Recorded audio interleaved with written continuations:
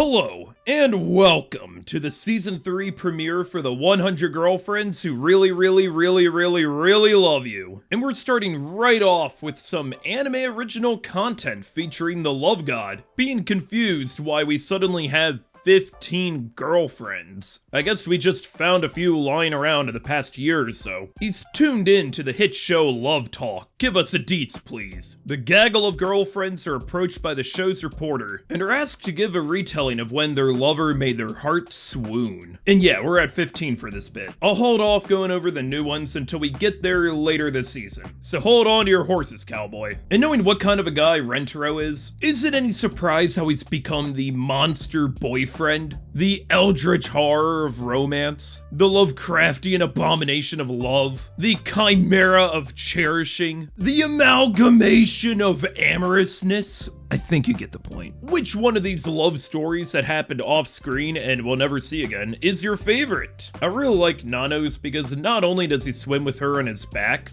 but he does so with the butterfly stroke. That can't be easy to do while carrying someone. Then there's also the boom mic. I thought something was wrong with the audio, but instead... Oh yeah, and of course, Maze. One of the classics. That's how I met my first wife. This part of the episode reminds me of the season 2 finale when all the girls are having some love talk about the same guy. Oh yeah, and Rentaro explaining what he loves about his girlfriends reminds me of the speech at the end of season 2 as well. But if there's one thing you shouldn't do in front of Rentaro, it's insult his girlfriends. This reporter was never seen alive again. Now, this is rather out of order, which you can blame the series director for, which the Love God does. He even name drops him.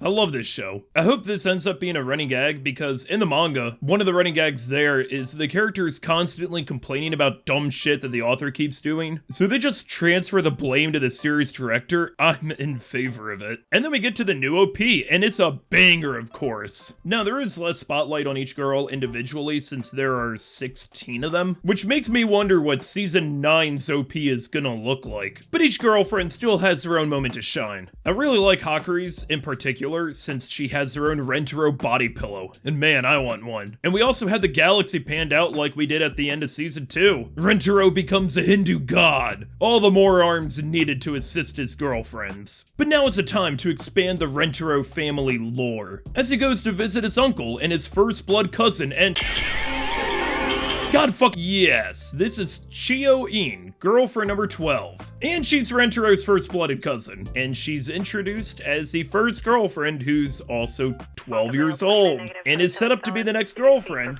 by her own dad, against their will. Take a seat right over there, please. Okay, so I know what this looks like, and no, I did not go on that island. I ain't on any list, son, but let me explain. Okay, so this was definitely a jarring moment in the manga, and I even mentioned in my season 2 finale that the next girlfriend would be divisive. And she is. This is just from her intro chapter, but I'm actually really glad they had the interviews at the beginning this season because the chapter that I'm sure will be adapted next week will showcase more of her personality. Also, there's a joke here that I hope becomes recurring, which is Rentaro referring to the beginning of this episode when a new girlfriend is introduced. She's very neat and orderly, and if something is out of the place, she'll go into rage mode and try to fix it. This stems from simple acts of cleaning up, which she would do when she was younger, and how she was perceived as being so straight-laced. Also, after watching To Be Hero X, I can't help but feel that she would have earned serious trust value and become a hero there. Now, think for a second, just 1 second, all you need. Are there any girlfriends who are in the slightest way degenerates? Retro baby!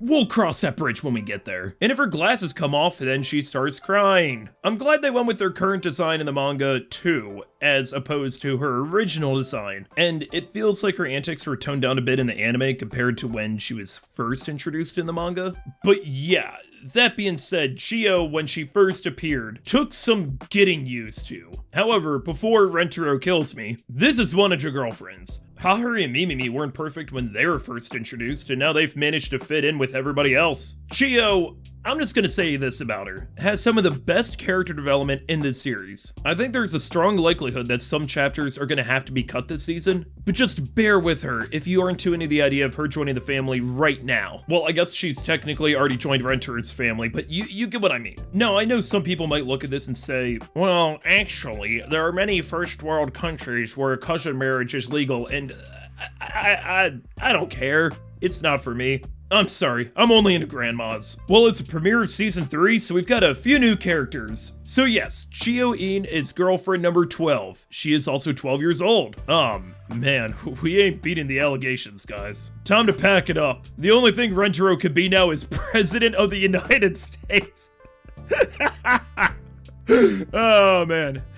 She is voiced by Kari Ishihara, who is not only a voice actress, but also a pretty accomplished J-pop artist too. I wonder if that'll come in handy soon. Some of her other roles include Hitomi Tsukishiro from Iritaku, The World is in Colors, Shota from Dragon Maid, Reiki from Arya the Scarlet Ammo, Mihari Oyama from Onimai, and Aladdin from Maji. Then there's her dad, Uncle Hiro, and whew boy, I've got a lot to unpack about him. Well, first, he's voiced by Shinichiro Miki, who is a very accomplished actor with a long career. Some of his previous roles include Roy freaking Mustang from FMA, Urahara from Bleach, aka the Bucket Hat Guy, Deishu Kaiki from the Monogatari series, Takumi Fujiwara from Initial D, bro, I'm just getting started, Hiruma from Eyeshield 21, that's a personal favorite of mine, Lock-on Stratos from the Gundam series, Kai Shimada from March Comes In Like a Lion, Toya Kinomoto from Tsubasa Reservoir Chronicle, which was a childhood favorite manga of mine, Tatsuma Sakamoto from Gintama, Assassin from the Fate series, which by the way, I recently have been watching some Fate. A friend of mine has been catching me up and we just recently finished Fate Zero, which was amazing. And there's apparently a Fate reference with the Berserk car earlier this episode, Kree Diskenth from Black Cat, Shisho from Reincarnated as a Sword, the Four-Armed Demon from Frieren, and god dang James from Pokemon. Yeah, that's just a Cliff Notes version of his career. He's also done some live action acting too, like with Kamen Rider. And this is not an exhaustive list. I really love how 100 Girlfriends is just able to whip out long storied voice actors with illustrious careers. Like, I love how last year with my interview with Travis Mullenix, he told me that the Love God is voiced by Kenny James, who also voices Bowser. It's fun going through his behind the voice actors page because it's Bowser,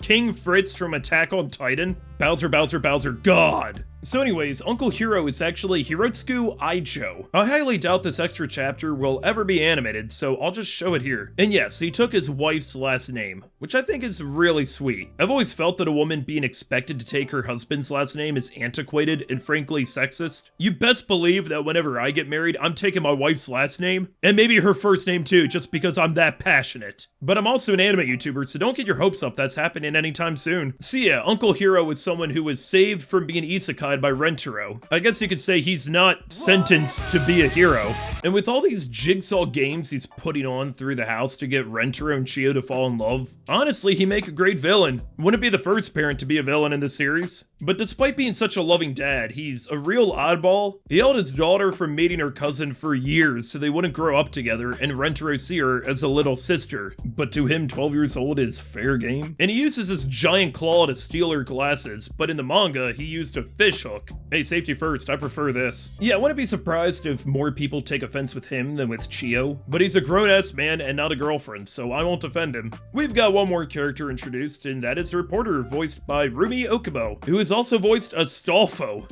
Nice. From Fate, Memcho from Oshinoko, Nana Hiragi from Talentless Nana, and we'll be voicing Umi Ryuzaki from the upcoming Magic Knight Rayearth remake this fall. I'm really looking forward to that, but I highly doubt we're ever going to see the reporter again, so... Anyways, there's the Season 3 premiere. As for cut content, there's not a whole lot. There's the intro spread for Chapter 73, as well as its bonus panel, and the reference to Shueisha, the publishing company behind the manga, was changed to the production committee for the anime. And yes, this episode fully adapts chapters 51 and 73. Now with the girlfriends already shown in the OP and ED like I mentioned earlier, I'm expecting some chapters to be cut, but I trust Studio Byberry and I have no doubt this season will be a banger. I'm gonna cover it no matter what. The ED is also much heavier than I expected, but I love it. Especially how they reference the karaoke crisis and this bit where all the girlfriends are facing Rentero's POV. It's awesome. I mentioned in my channel update recently that I might be putting most of these episode reviews out a few days after the episode's premiere. It is a summer after all, and I like to enjoy most of my Sundays instead of just staying home and editing all day. But some might still get put out same day. I'm not going to be able to do an ultimate guide for this season, by the way. I ran out of time, so instead I'm going to be doing a live stream sometime this coming week. And I'll just go over my first thoughts and impressions of the new anime that have come out. Also, I recently released my biggest project yet. I ranked every episode of Mushoku Tensei, and if you haven't seen it yet, please do! I spent a few months of that one. I'm really proud about it. And perfect timing since season 3 just started yesterday, and what an excellent first 2 episodes that was. One last thing to mention is that this video is number 100. How fitting it's covering 100 girlfriends, am I right? Originally, I was hoping that the Mushoku Tensei episode ranking would be the 100th video on my channel, but it just ended up working out like this, which happens. But that being said, I really appreciate all the support that I've had since I started this channel almost 4 years ago now. I'm really looking forward to keep making these 100 Girlfriends episode reviews, as well as all the other videos I'm making. And I just want to say that I'm just really happy that I reached this point already. Like, I've come so far along, and this part isn't scripted, by the way, but I've just come so far with this channel so far, and I mean, look, I want to make it clear that no matter what happens to this channel, no matter how many subscribers I reach, no matter who watches my videos, who doesn't watch my videos, whatever, that doesn't matter to me. What matters to me most is that the day that I decided I was going to be making anime YouTube videos, I made a promise to myself that I was going to make the content that I want to watch, and I don't ever want to stray from that. I want to keep making the videos that I enjoy making and I enjoy watching, because I know it seems a bit pompous, but I do watch my own content. I find myself funny. I find myself entertaining. I don't know if that's selfish, but I just like the kind of content that I make, and I'm glad that with my first 100 videos, they're all videos that I really wanted to make. I don't think all of my videos are on the same level of quality. There's some videos I've made in the past where I'm like, man, I don't know why I did that, but at the same time, you know, nobody bats 1,000. I'm just looking forward to the videos I'm gonna be making in the future. Like, I got a lot of great plans for this channel, and hey, if you've watched this video and my other videos, it really doesn't matter if a video I upload gets like 5 views or 5. I mean, I prefer to get more views, of course, but what matters is that I want to keep making the content that everybody who comes to my videos keeps watching and keeps enjoying, and I don't want to compromise on that. This channel is my channel. I'm not going to let it be anybody else's. This is something I'm passionate about. Like, I'm, you know, open it up a bit. I'm in my 30s now. I'm in my 30s now, and what matters to me most in life right now is, it sounds silly, but it's this channel. Like, I really am proud of what I'm doing here, am proud of the content I'm putting out, and, you know, I don't really feel like I'm missing other life events right now, because how many people my age could say that, yeah, I get to be an anime YouTuber and in my spare time? Like, it's a bit of a cool thought to have. I'm just really happy with how things have come, and look, you know, I'm just rambling here at the end. Like, this video has already ended a few minutes ago, but I really appreciate, once again, all the support that I've had, and hey, here's to the next 100 videos I'm gonna make, and many more after that. I'm in it for the long run, everybody. I'm here to stay, and more action first, anime related content to come. Come out at some point in the future. I'm gonna have the spring tier list, and I'm finally gonna make the best anime episodes of 2025. I've been dragging my feet on that. It's been a busy year for me, but I want to get back to making anime videos, and thank you all so much for watching. Thank you all for coming to these 100 Girlfriends videos. You're all truly wonderful. I'll see you in the next one.